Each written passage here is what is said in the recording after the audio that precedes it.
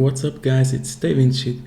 I'm happy to finally release the public version of my FM22 Increase Realism Megapack December update. Before I start, I would like to thank the sponsor of today's video. Oh wait, I'm not that big yet. But I want to thank all my supporters on Patreon. Your support gives me a perspective, a job. You guys are the best. Besides my disability pension, this is the only way I can work. Any support is very welcome. Patreon offers you an alpha, beta and early access to my files and a lot more. The link is down in the description. But enough gossip talk for now. What exactly does my files do? The alternative youth rating file recalculates key factors for the potential ability of youth players around the world. Several dozen factors are included, such as the Human Development Index, population of a nation, the popularity of football, the success of national teams and national teams, or the average attendance figures for national leagues and the national team. All of these factors give the very small nations a slightly increased opportunity for development. The chance that a wonder kid from Tuvalu will show up is still smaller as a lottery win. The big countries will continue to produce the best new gens in quantitative terms. The focus is clearly on improved long-term development if you are a manager in a very small nation. The dynamic youth rating in FM22 improves this process even more. Salaries, player values and sponsors are a very complex topic. I try to explain it as simple as possible. In some large nations, the top salaries are often too low. At 25 mil a year is often the end. This now goes up over to 40 million a year. The goal is very clear to better reflect today's financial madness in football. Personally, I don't approve such salaries, but that's how the market economy works. Far too high salaries are paid in large parts of Africa. Going to the 500k a year in Senegal is not really realistic. This works very well in all other nations.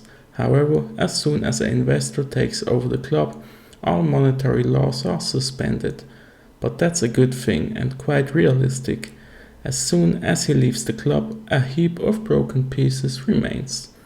Actually, no stone is left unturned in every nation worldwide. In Europe too. There have been significant changes that are intended to curb the unrealistic high salaries in nations like Portugal or the Netherlands. However, as soon as a club like Dinamo Zagreb from Croatia moves into the group stage of the Champions League 4 times in a row, transfer fees and salaries going through the roof anyway. However, this is understandable and therefore not a problem. Overall, it's a very complex interplay of market values that influence the transfer fees. These in turn have an impact on the finances of the club and thus also on the salaries paid, the transfer fees received or the transfer fees paid. With the sponsors, the focus was primarily on an equally calculated system for all nations. Every nation has a calculated maximum based on several criteria. Transfer preferences have been adapted worldwide to represent the transfer market more realistically. Every available nation on transfermarkt.com has been adjusted and the missing nations have been calculated according to logical criteria. From Portugal's general preference for Brazilians to the rate and new trend of Americans in the German Bundesliga, everything is included. The whole world is connected to one another via several paths and enables remarkable transfer histories. From Mali to Morocco to Belgium and then further to France or England works. From Kosovo to Albania to play in Ligue 1 in France via Switzerland, no problem. Club transfer preferences come into play if a club has a very strong preference that is not sufficiently or incorrectly represented by the national preferences. Certain teams have a temporary preference, such as PSV Eindhoven's crush on German players. Others are permanent, such as Benfica's crush on Brazilian players. Portugal in general has a strong preference for this, but it is not represented sufficiently through the national transfer preferences. Another example would be Asteras Tripoli from Greece, which have two strong tendencies with Spain and Argentina. A total of 29 clubs from 18 nations were edited. This file will be massively expanded in the future. At the moment there is still a small error in taxes in Austria, which means that Austrian clubs pay too little money in taxes to the state. As a result, the club's balance increases too much, and through that transfer fees, salaries, and the overall strength of the league will increase too much in long term. I reported it to the research team, and as soon as this is fixed in an update, I take the file out again.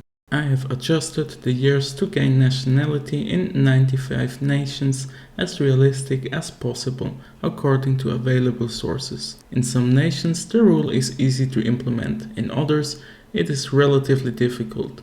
In the editor there is no option available, get the passport if he gets along well with local politicians, or get the passport if he invests at least 1 million in this country. All in all, from my point of view, it worked relatively well. Worldwide Award Fixes is a very powerful and important file that fulfills several functions. Each existing award should actually have a national and an international reputation. For many this is not the case, or the distribution of reputation is sometimes very questionable. This value is important for the player's reputation and through that has a significant influence on his market value and the interests of other clubs. I have given almost all existing awards a calculated rating system. I have also created new basic awards for countless nations.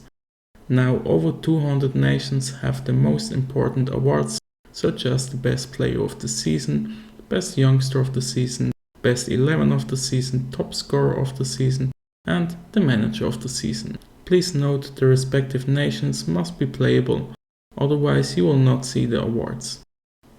Worldwide Derby Fixes adds over 300 derbies from clubs and national teams from over 15 nations, including the Clásico de la Frontera between Colombia and Venezuela, La Guerra del Fútbol between El Salvador and Honduras, the Volga Derby between Rubin Kazan and Krylia Sovietov, or the Nicosia Derby between Apoel and Omonoia Nicosia.